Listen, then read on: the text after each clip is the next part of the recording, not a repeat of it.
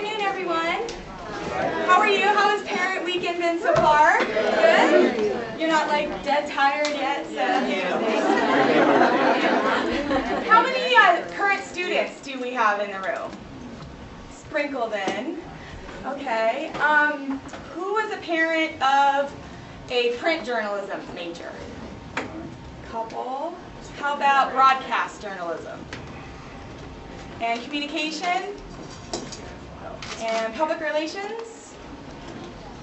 I think I got all the under. Are there any graduate student parents here? Or graduate students?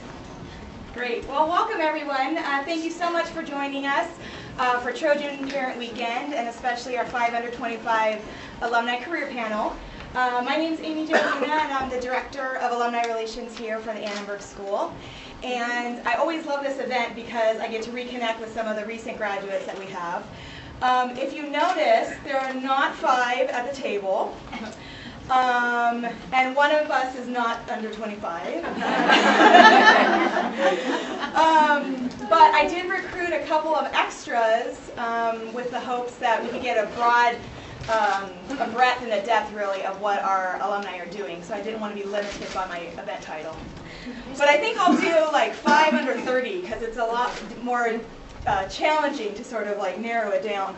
All these working young people have been gracious enough to donate their time, and hopefully those that haven't yet joined us are en route and just stuck in traffic. So lucky for you guys, you all have been here all day. You don't have to deal with Friday evening traffic yet. So I wanted to, before I introduce our panelists here, I wanted to just make an introduction of someone that knows a heck of a lot more about careers than I do, and that's Annenberg's Director of Career Development Services, Tim Burgess, who's in the back of the room here. Hi, Tim. And Tim and his staff meet with current students. They have appointments that they take. They do several programs throughout the course of the year. They bring in alumni panelists. They bring in recruiters. They do on-site interviews with a variety of different industries. And they're a great resource for your students. They tell me that 94 of our last steps, we do a survey at the end of every school year. And 94% of those who responded to the survey gained employment, paid employment, within 6 months of graduating with their undergraduate degree. So there is hope. There is hope. And they also, for the students in the room, as well as for you parents, you should know that there's a daily email that Tim and his staff send out. It's daily jobs and internships that get sent out every single day. And I don't know how many are on there. Sometimes there are 10, sometimes there are 30. That get sent out every single day to your students as a resource for jobs and internships that most of the time alumni and other employers contact Annenberg to recruit Annenberg students and alumni. So many of our alumni still receive the daily jobs and internships listing, and current students do as well. So that's a great benefit that Tim and his staff provide. Okay, let me go ahead and introduce our panel here. We'll start out with Monica to my left. And Monica Alba graduated just in May with her BA in broadcast journalism. She has 2 minors, one in international relations and one in cinematic arts. Currently, we get to see Monica around because she was hired as a junior fellow at USC Annenberg's Center on Communication Policy, Communication Leadership and Policy. She's co-founder of the Social Issues Documentary Film Contest. Previously, she, since this is her first post-graduation position as a fellow, she previously was producer, reporter, and anchor for ATVN, which is Annenberg TV News, here at Annenberg. She actually led all of the election coverage on election night 2008. She was a lead producer on that. She was a production coordinator for a political documentary called Outrage. And she worked with documentary producer Philip Rodriguez on Brown is the New Green, George Lopez and the American Dream. And she's from San Jose. So please welcome Monica.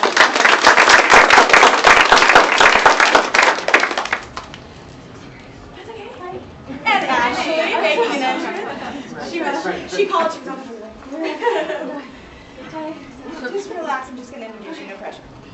So, Ashley Mediano graduated with her BA in Communication in 2007, and she currently works for a fashion PR company called Bismarck Phillips Communications, and she's the coordinator for celebrity dressing, and I can't wait to find out what the heck that is. She previously worked as the West Coast assistant for Elle magazine for 2 years. So here's Ashley.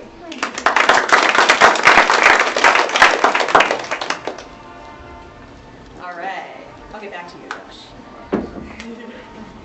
Okay, Samantha, to my right, Samantha Billette is an alumna of our broadcast journalism program from 2007, and she currently is a story producer for a new show on the Style Network called Jerseylicious.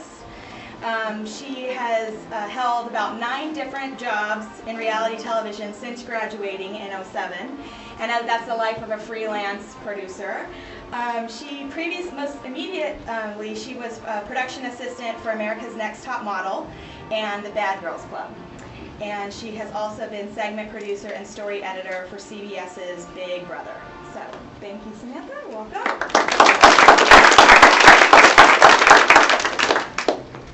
And we have Jessica Parks on the end here, and she's a graduate of our print journalism program in 2006, and she has a minor in gender studies.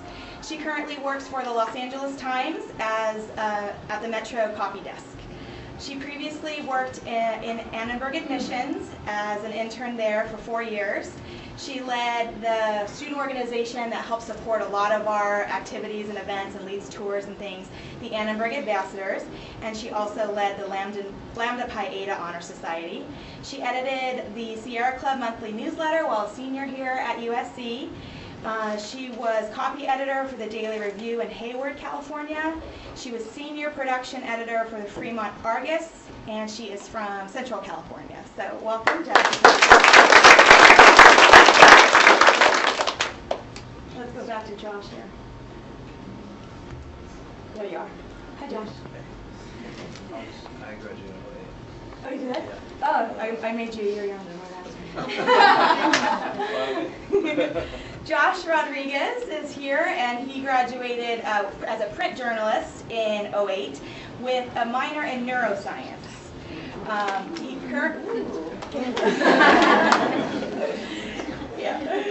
currently, I guess, sort of marries those two as writer and web producer for the Jet Propulsion Laboratory in Pasadena. He also works on the side in freelance web design. He had an interest, not a normal experience, I guess, but he's a transfer here into USC, which many people do, and some of your students may have transferred A into USC and B into the Annenberg School. So he is a transfer and enjoys playing music, snowboarding, woodworking, fiddling with cars, eating in fancy restaurants here in LA, and football analysis. And he hails from, he tells me, rural Oregon. So please welcome Joshua Rodriguez. So we will stop and introduce Roderick when and if he shows up, but we'll go ahead and launch into some of the questions that I have for you all. Sort of want to just go down the line and find out what your career path has been since you graduated, even while you were in school, internships that you might have had, and how you landed the first job. Some of you, I think 2 of you are in your first job, but others of you have moved on. So Monica, can we start with you? Sure. Hi, everybody. Obviously, you don't have to go too far for your first job. I was fortunate enough to still be around Annenberg in my first job, and I'm delighted. I've been working with the Center on Communication Leadership and Policy for just a few months, but as you all know from being here today, there's so many exciting things happening at Annenberg, and this center is just kind of one offshoot of Annenberg. But talking a little bit about my undergraduate career path, I came into Annenberg as a print journalism major and actually switched to broadcast journalism after I was exposed to things like Annenberg TV News and Trojan Vision and all of the great opportunities they've had. So for the younger students, if you guys are involved in broadcast journalism, reporting, writing, producing, there's no better place than Annenberg TV News, and I am their #1 fan and worked there for 4 years in every position possible, from being a playback person that literally put tapes in for our different stories, which does not exist anymore since now we're on a tapeless system, to anchoring. So old school, right? Right? So, but that was a wonderful, wonderful asset for me at Annenberg. And then I was exposed to all of the exciting things happening and applied for this research fellowship, where now I get to research a lot of new models for news as the industry is changing and is so fragmented.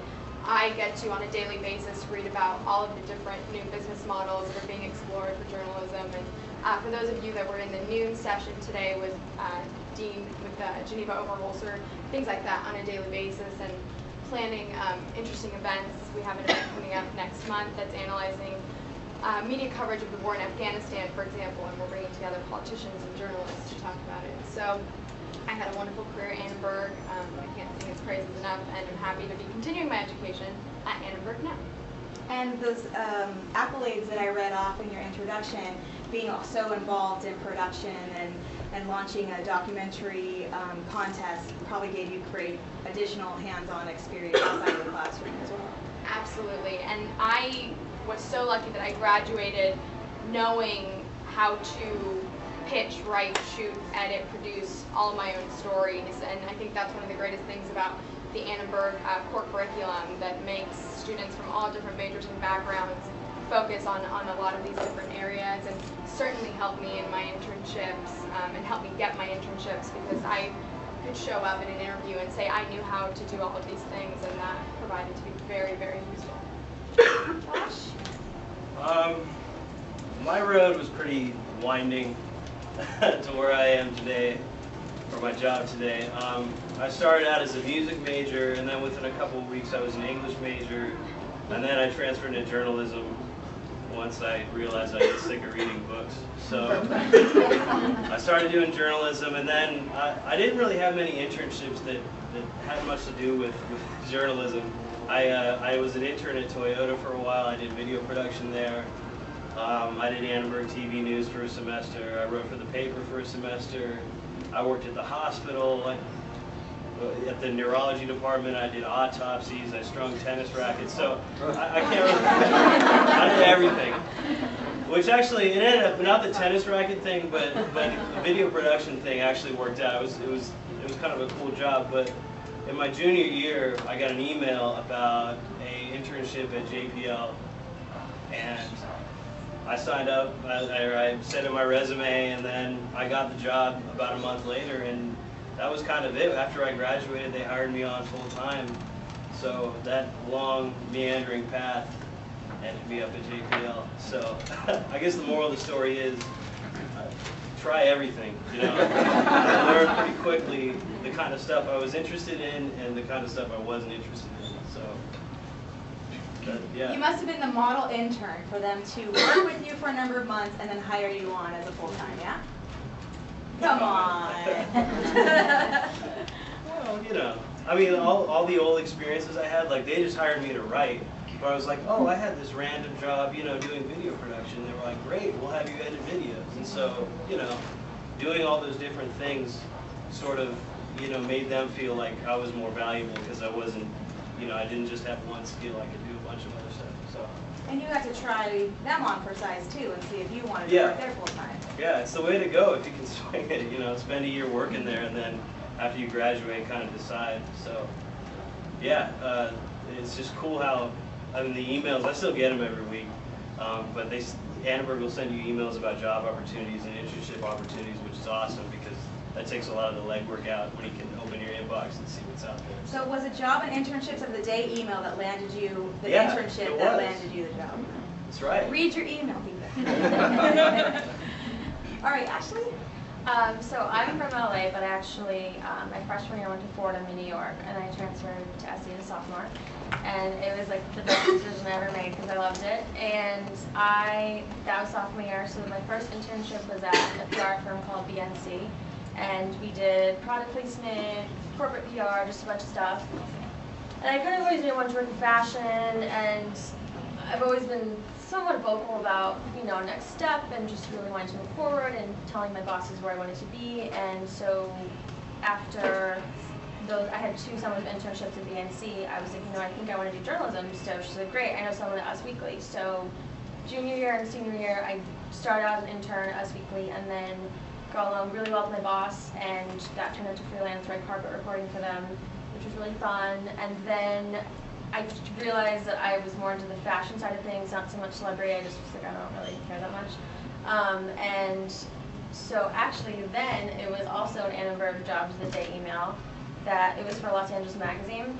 And when I went there, it was just kind of a basic, internship with LA Magazine. And when I got in there and I was like, hey, I know you guys have a style department. Do you need a style intern? They're like, actually, we do. So always ask if you want, like the next step. I don't know. So I mean, not because I wasn't advertised or anything. I just kind of asked about it, and I worked there and got along well with style director. And it was a right place, right time kind of thing where the style writer left, and it was a senior editorial position. And so they were like, hey, we'd love you to stay here for 6 months until we find a really experienced editor. And so that was amazing and super flattering. So I did that for 6 months. And then I completely thought, I made so many great connections. I was like, I'm going to find this full-time job through a connection. No, I found a job at Elle, I promise you, on Craigslist, kid you not. I know, so weird. And I found it because I went on the admin tab, and I'm like a sleuth, and I knew all the magazines were on this certain zip code. So I clicked on it, and then it was Elle, and I was like, okay, really? On Craigslist? And she called me in for an interview because I had previous magazine experience, just a ton of internships, a ton of stuff, and she's like, that's when we called you in. And I was there for 2 years, loved it, that was amazing, but on the West Coast, it's not as creative as I'd like to be. It's mostly advertising, marketing, events, which is really great and fun, but it wasn't at the end of the day for me. But amazing exposure, worked with our New York team, which is incredible. I was the Elle for fashion, Elle Vogue, it's unreal. It was so exciting to be on that team. And so I've been at Bismarck now for only a month. I just left Elle, and that happened because I've been friendly with those girls for a few years and had an opening for a coordinator for celebrity dressing. So my job now is, I'm a fashion publicist, and so I represent, my accounts are Brian Atwood, Christian Lacroix, Escada, Helmut Lang. I don't know if you know fashion, I probably lost, but it's exciting for me. So my job is to coordinate, when someone wants to do the red carpet, try to get my clothes on them, or put together, they call them pulls, when stylists come in and just pick pieces that I think would work well for certain people. And so I love it because it's creative and it's fashion, and it's so fun. So that's it. What are you wearing? Who are you? What is it? I don't know, but that's my story. Thank you, Ashley. Samantha? So as Amy Jo mentioned, I'm on my 9th job now since graduation. It's been 2.5 years. It's not because I've been fired from all my jobs, I promise you. I did ask for that. I was like, is that a good I think she got a little nervous when I told her, but she's like, I don't want you to be on the panel anymore. But I have been interning since I was 17 years old. That was actually just because of sheer connections. I'm from LA and my family's in TV, so just the way it is often. But what the difference is that when you have an education at USC as a broadcast major, you take advantage of the resources and you get to any job, and I guarantee all you guys and your kids will be the best at the job. I don't know how else to stress it. I start every single one of my freelance jobs so nervous, so scared. I'm underqualified, I can't do this, I freak out, I call my dad, freaking out. Turns out no, it's just that you develop this work ethic, you develop a way to reach out to people, you know how to work hard, just be there and do your best, and it really honestly is obviously proved itself in my experience at least. And so I started interning just in television. All through college I interned, and then I started my very first job out of college was as a PA, production assistant, which is bottom of the barrel in TV on America's Next Top Model. And a USC education experience at Annenberg TV News producing is very different than being a production assistant in the real world. Even though you're getting paid and you're in the real world, very different. My second job, I was cleaning toilets, watering the lawn, taking out the trash. And the highlight of my day was going to Costco for runs. So that was my second job as production assistant. It's like putting in your time, what you have to do. But again, as you guys have all mentioned, you reach out and you just, I would try to connect with anybody I could and just try to meet more people and do anything I could, even if it was filling out a production report, or a purchase order or whatever. So moved on from there, and I got a job as an assistant to the executive producers of Big Brother for CBS. And I knew that I wanted to be in story. And story is basically the producers in reality in post, where after, well, with Big Brother it's different because it's being shot while you're producing it for air. But basically what it is as a story producer, you are taking all that material of like that happened over, let's say, 5 hours, and you're making it into like a 2-minute scene. So I knew I wanted to be in the story department for reality, and so I basically used that job as a launching ground, threw myself onto one of the story teams. So I'm like, I'm going to produce pieces, this is the way it's going to be. I had actually more pieces air when I was an assistant than I did when I got hired as segment producer, just the way it all worked out. But so Big Brother, then I got promoted to a segment producer, and then just moved to different shows. I did some field work for another style show called Split Ends, where I was traveling around the country. That was crazy too. Like, you don't get weekends or life really in this career. And so now I just finished on Big Brother as story editor. I got another bump on that team, and then I got married actually. Took a little month and a half off, and then now I'm going to start in a couple weeks on Jerseylicious, this new show for Style, as a story producer, which is like a very big promotion for me because I have my own episode and I'm in charge of everything. All this footage is going to come in from the field, so I'm very excited. What's it about?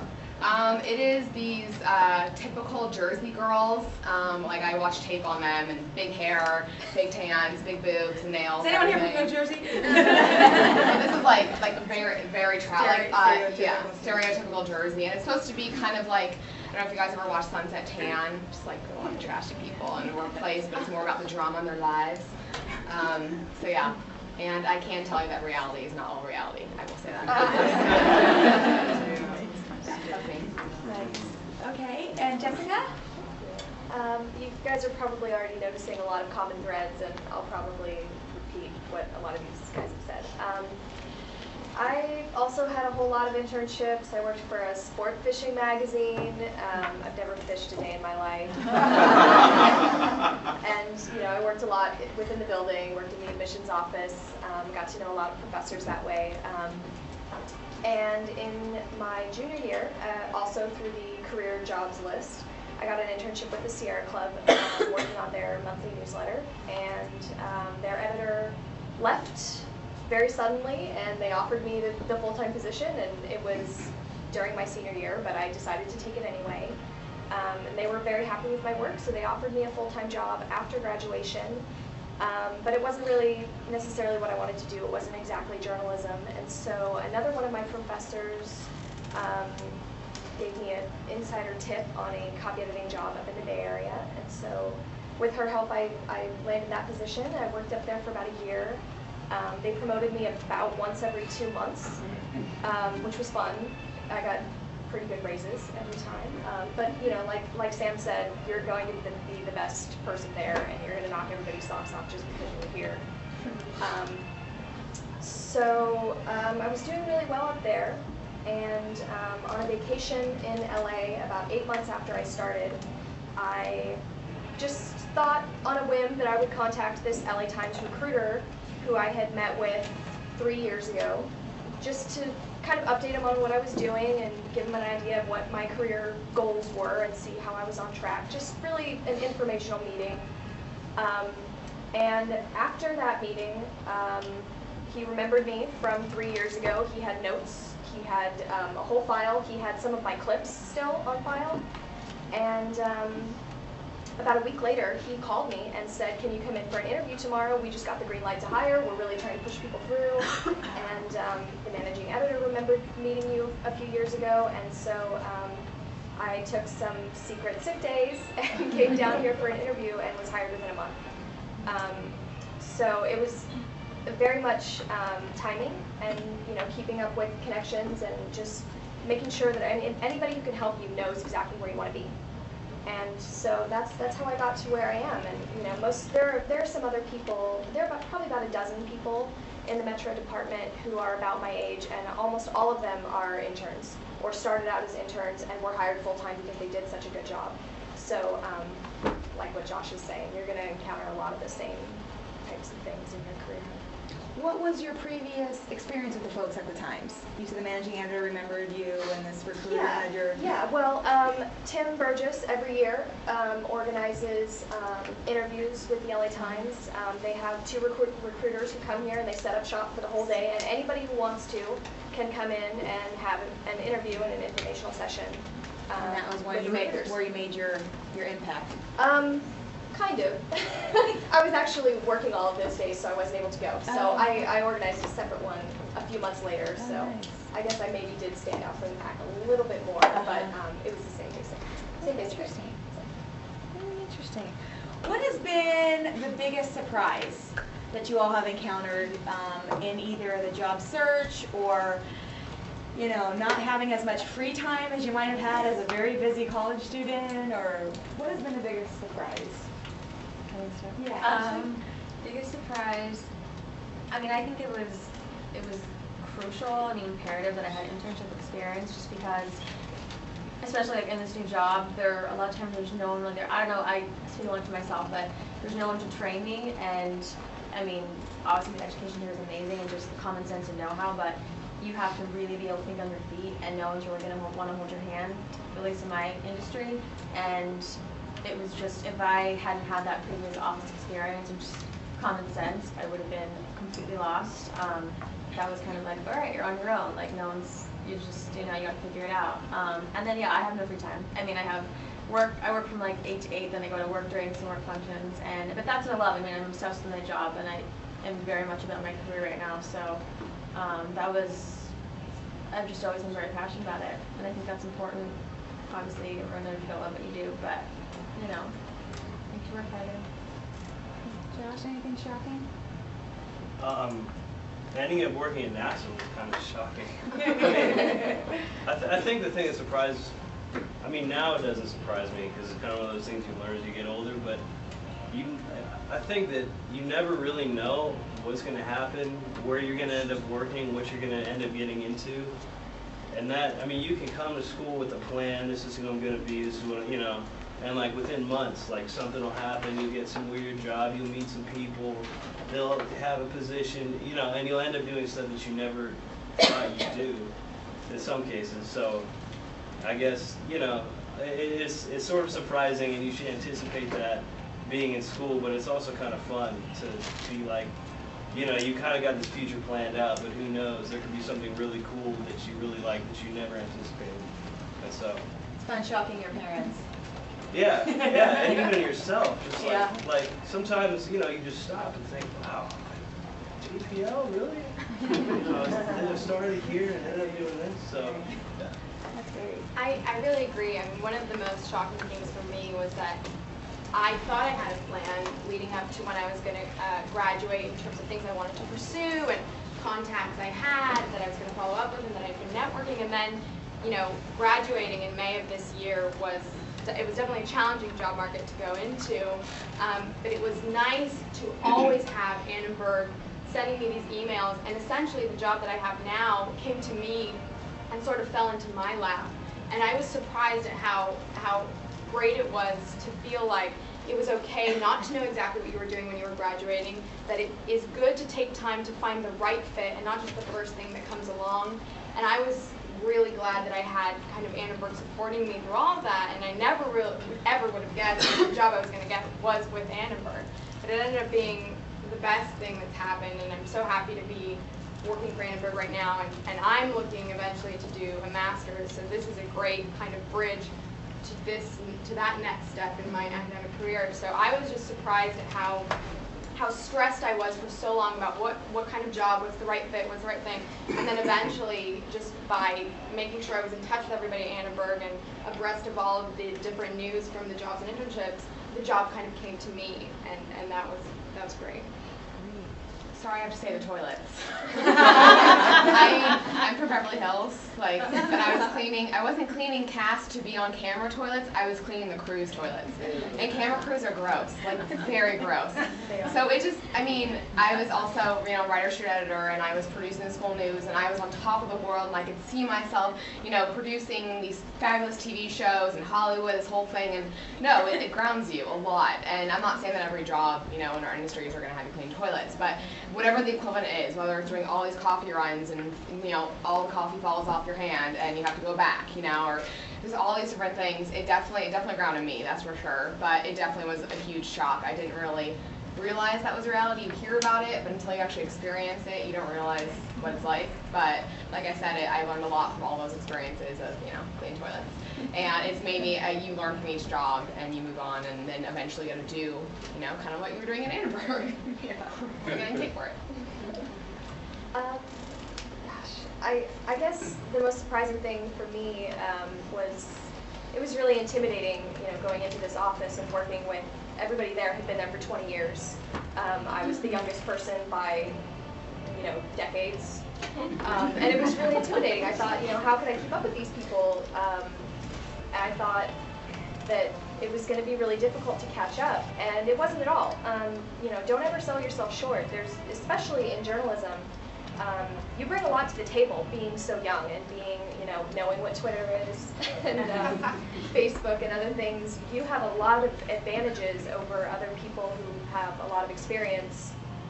So just try to play those up, and you know, don't feel intimidated because you're there for a reason. If they bring you on, they want you there for a reason.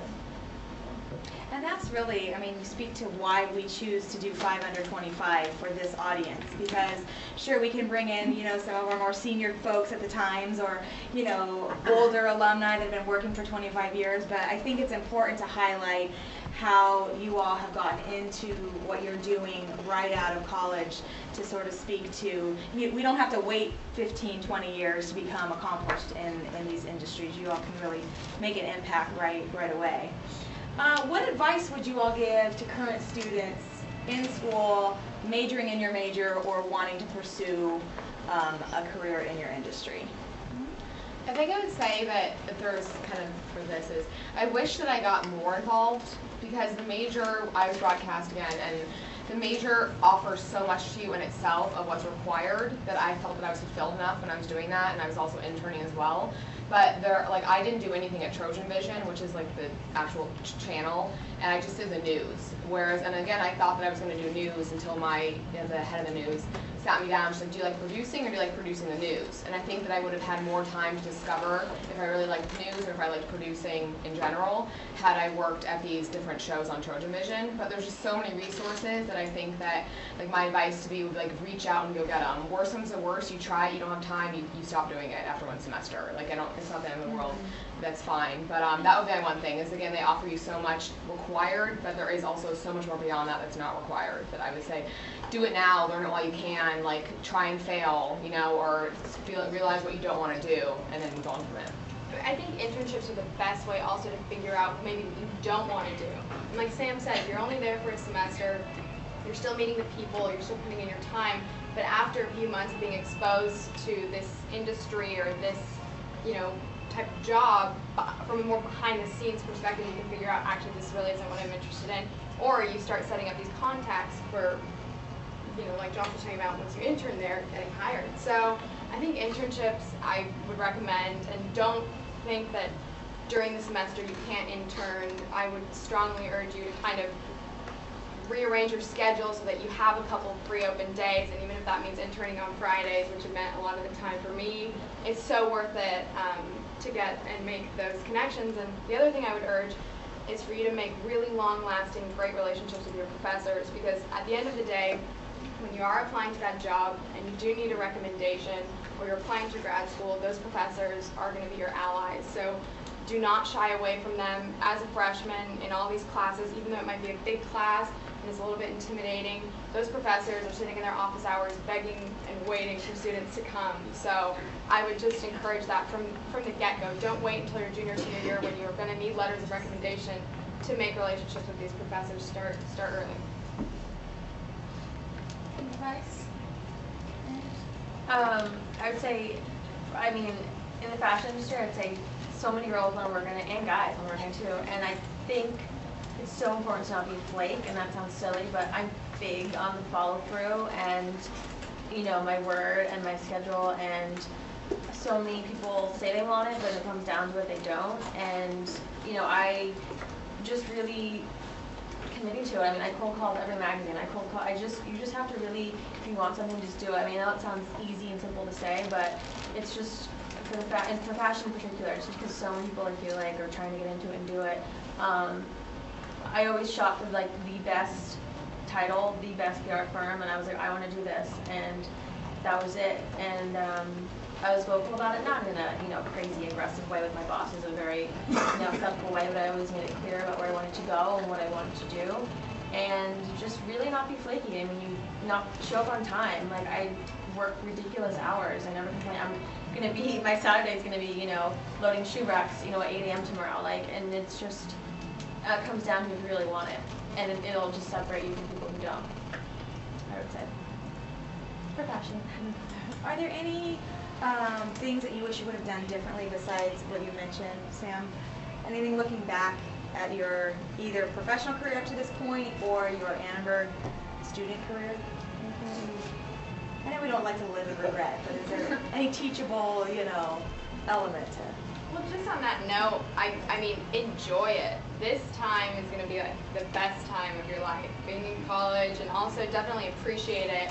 And as you're looking forward, just remember to also enjoy what you're doing in the moment. I think I wish I had done that more. Yeah. Because once you are certainly out of it, you're looking back very fondly. Enjoy it. We're going to open it up now for questions from you all. If you have a general question or if you want to address any of our panelists individually. You have a question right here? Yes. During your first year, how many overtime hours would you say you put in, and were you paid for that? Oh, me? Anybody? Oh, ridiculous amounts, like double my regular hours. 4,000 hours? I mean, no, it's when you're a practice, you do get paid actually, and that's what was glorious about it because I was getting paid minimum wage. So I actually wanted to stay overtime because I would get extra. But now, in the first year, I wouldn't even be able to calculate it, but it just depended. I was doing like 6-day, 7-day weeks as well. So it would just depend on the week and what job I was doing. But now I don't get paid for overtime, but I still work overtime. You're not making minimum wage anymore. I'm not making minimum wage.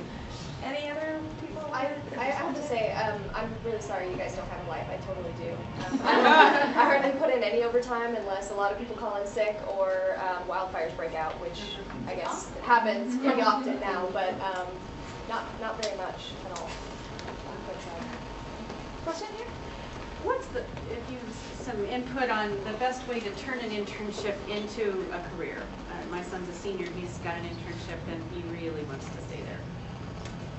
I would say first, like enthusiasm is, when I was working at JPL, they knew I liked it, and I showed enthusiasm for the job, and I would, in my last year, I worked there as much as I could. I worked like 4 days a week and was going to school full time. So they kind of got the idea, all right, he's into this and he wants to stay here and he wants to work here. So, and another thing I did is like, you got to make yourself valuable. So you find ways that you can make yourself indispensable. By the time I was done with my internship, if I would have left, like things, they wouldn't have fallen apart, but well, kind of like a lot of stuff. And if I would have just taken off, I was important, yeah. So make yourself important and kind of wedge yourself in. So when it comes time, you're done with your internship, they're like, oh man, we can't let go of it. That's the thing now is that it's such cheap labor for these employers, especially in the entertainment industry, that why would they bother to hire someone and pay them a salary when there's so many interns these days?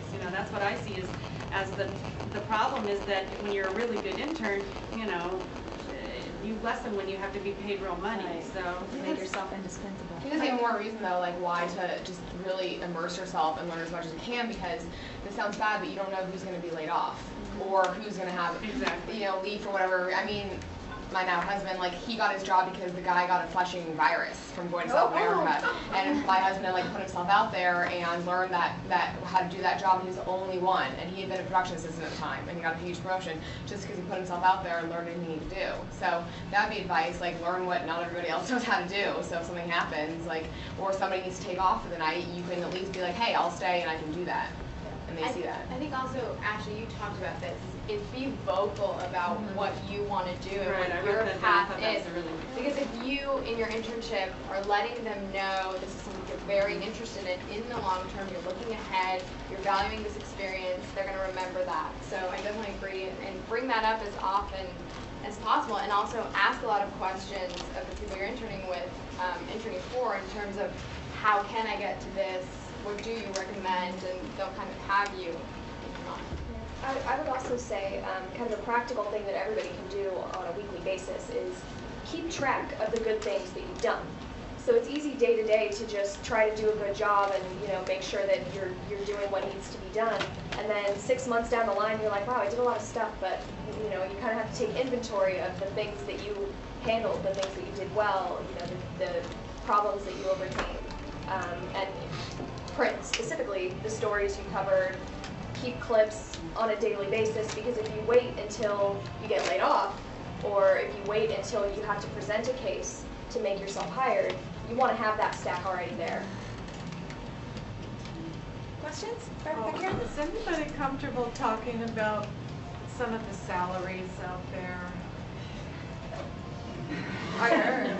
Are you print or broadcast or communications? Anything, like LA Times. I mean, just generally, you don't have to talk about yours. I can talk about print a little bit, and it's probably about even for copy editors and reporters starting out. At the smaller papers in the Bay Area, I started out making about $28,000, and that's, if you're in a small market paper, that's pretty standard. No matter where you go across the country, if it's not a major market paper, you can probably spend 10, 15, 20 years there and not make much more than that. I mean, it's cost of living raises, so unless you're getting promotions and doing more than just general assignment reporting, the salaries don't go up a whole lot. Once you do get to a major market paper, I don't care if I don't get a raise for 5 years. I'm happy to just have a job. So How much is that? right now it's about 63. 63. Yeah. Don't tell anybody I said that. They're counting numbers now. Anyone else feel comfortable? I mean, you make nothing in PR, but there are amazing perks. I love what I do, but I would like cry if they made that much. That's amazing. But there are just perks that come with the job. You have company credit card to take out clients, and you can eat at great restaurants. Woo. Just in fashion, there are always samples, and there are a lot of perks. I'll play that way. But in PR, not a ton of money until you get promoted to higher ups. But starting out, no, not so much. Can't really speak for salaries because I'm freelance, so I get paid weekly. But I'm learning there is a lot of money in television. I didn't realize that in the beginning when I was making $500 a week or whatever the minimum wage was at that time. But I'm basically able to give myself promotions every new job I get. Like, you lie and say they're making more at your last job and you need to make at least that. Move yourself up. But I mean, there definitely is, as you go on and on and on, obviously, and get new titles, there is a lot of money, and it's in reality where there's no money. So it's pretty neat, actually. Any other questions? Back here? Was it hard to balance school and interning? And if so, how did you? I have to say, sometimes it makes it easier to manage your time when you have no time. Because when you're very busy, you have to get it done, and you know that you're going to get it done. Because this huge paper is due the next day, so you know you're going to be up the night before working on it to complete it. And it's almost, I always say that I would rather be busy than bored, and that was how I was all 4 years at Annenberg, but it kind of helps you manage your time. Because when you have a ton of free time, I feel like you could do it poorly. I feel like actually my freshman year, when I had the most time, because I wasn't sure what to get involved with yet, it wasn't as challenging or exhilarating or fun. So I mean, it's all about time management, and I say that with a little bit of apprehension because I was a very big procrastinator, as many people are in college. But when you're so busy, you have to make it work. So you just assign times and cherish the little free time that you have. I would agree with that, and especially, you're in college right now. you have no idea what you can get away with as far as sleep is concerned. I mean, I think I probably slept 3 hours a night all through college, and I did some of my best work. You know, I was working full-time and part-time, in addition to taking a full load during my senior year, and I did more that 1 year that I probably will ever do, and you know, I came out of it just fine. So it's really stressful while you're in it, but it's worth it. You just have to make it work. And now what's getting 3 hours of sleep in that like? Oh no, I'm making up for it now. Like I said, I don't have to do overtime. I don't have to work until 3. I sleep till noon. It's amazing. I feel like a grandmother now. I'm going to bed at 11 p.m., which is like unheard of in my college. I also think I don't really think, I mean, internships are really important, but also that's what summers are for too. Like, don't think that as a freshman, I'm not saying don't get internships, so I'm saying I actually never had one during the school year until my senior year, because my actual plan was to have an internship senior year during the school year and have it launch into a job. But I didn't really like what I was doing, so then I didn't do that. But what I'm saying is that I had an internship every single summer, and it proved worthy enough. And then during the year, I did all the Annenberg and the major, and also a sorority and fun and all that stuff. So you definitely, like, you don't have to be doing something every single second of your college career in order to be successful, in my opinion.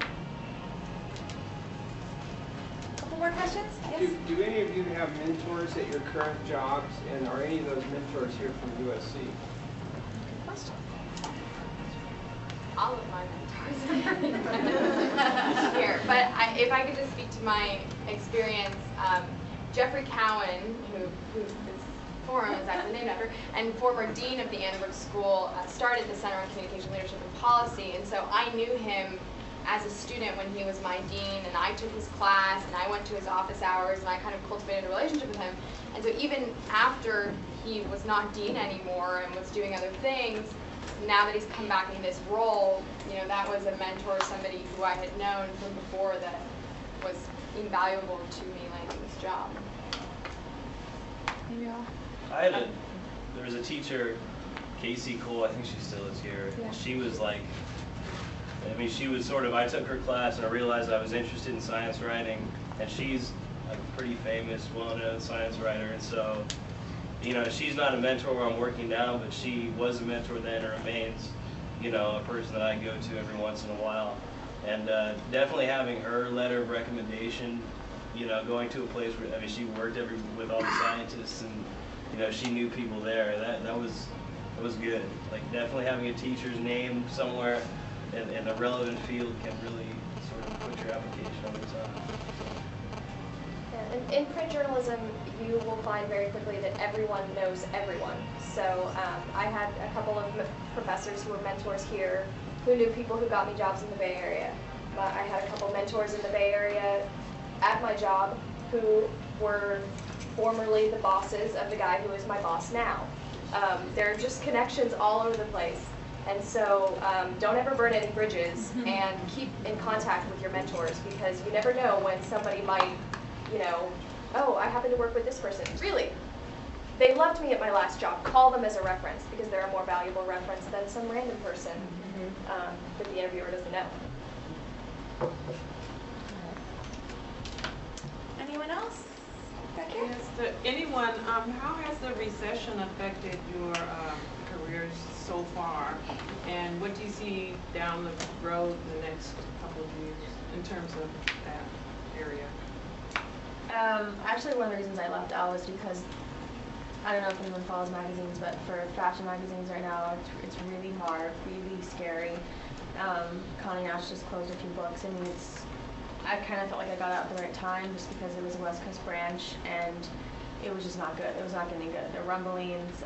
So that industry, obviously there's still jobs in magazines, of course, but when that whole recession happened, a lot of my job was advertising dollars. There were no dollars. It was a scary time. I mean, I still had a job, but there were a lot of layoffs in our New York office, and I was just so nervous about the branch closing out here, and I was proactive about looking elsewhere, to be honest. So, kind of made it happen. It was the right time, and now, you know, there's rumors that Hearst is going to buy Elle and a million things, so it's just was the right decision to make. It's definitely affected me. It actually helped mine, because reality TV is cheap TV. I don't know if you know, every single cable station is all reality now. So it's a different story with me, but definitely oversaturation, that's for sure. But yeah, I'm a different case. How is it over the Times? It's rough, obviously.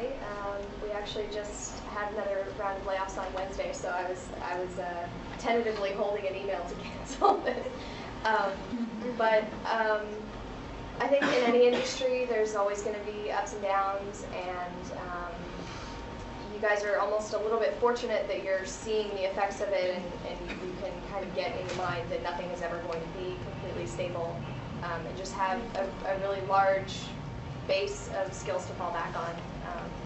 But I also think that it, you know, like you were saying with your son, we're cheap labor right now. You know, you don't have a family that costs more benefits. You don't, you know, you can come in for overtime if other people call in sick. You're relatively cheap labor, and so to some extent, if you do a really good job and make yourself indispensable, you should be safe, which is a little more unfortunate for some of the other people, but it's reality. I think the biggest thing to remember, or the biggest effect I've seen, is that it's not as cut and dry anymore. Like, you go to journalism school, you get the internship at the paper, and then you work at the paper, and then you become an editor after 20 years, and then like, that's sort of like path isn't so automatic anymore. And kind of, you know, as you're thinking about the jobs that you're going to do, you sort of have to be more proactive, and you have to look for places where your skills fit in, because, you know, the newspapers, at least because, you know, I'm a print journalism major, like, that whole thing is kind of stressful, and it's not what it used to be. And so you kind of have to get it out of your head that things are always going to be cut and dry, and you have to sort of, you know, figure out, you know, what to do, how to use your skills in a way that maybe isn't conventional or maybe isn't what you thought.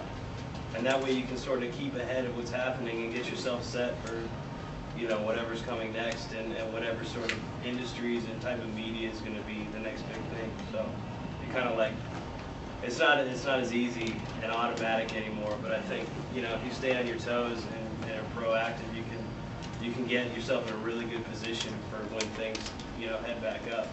So.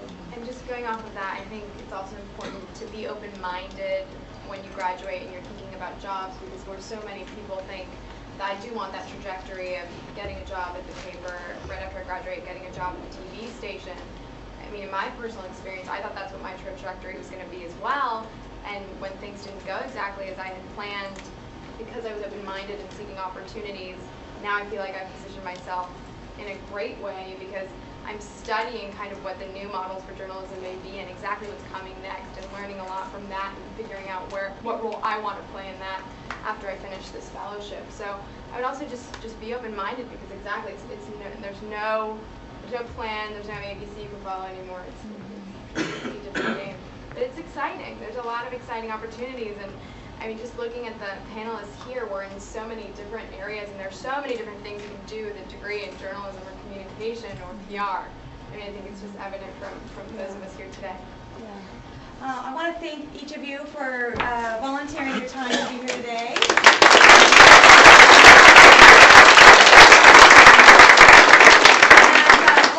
Each of you for coming and sharing some of your time with us as well. Tim Burgess, who I introduced before, is in the back of the room, should you have any questions for him. And I've also asked these panelists to stick around in case you have some questions that you'd like to ask one-on-one. So thank you all, and hopefully we'll